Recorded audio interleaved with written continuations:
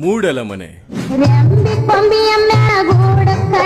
ಇದು 2003ರಿಂದ ETV ಕನ್ನಡದಲ್ಲಿ telecast ಆದಂತಹ ಟೆಲಿ ಸೀರೀಸ್.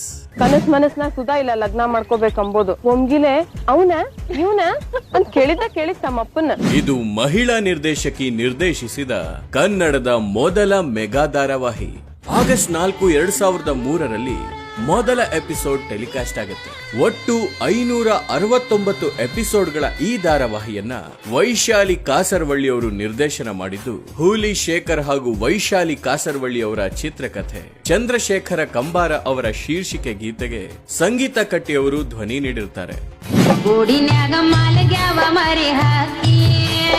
ಉತ್ತರ ಕರ್ನಾಟಕ ಭಾಗದ ಭಾಷೆ, ಅದ್ಭುತವಾದ ವಸ್ತ್ರ ವಿನ್ಯಾಸ, ಕಥಾ ನಿರೂಪಣೆ, ಅಥೆಂಟಿಸಿಟಿಯಿಂದ ಈ ಧಾರಾವಾಹಿ ಕನ್ನಡಿಗರ ಮನೆ ಮಾತಾಗಿತ್ತು.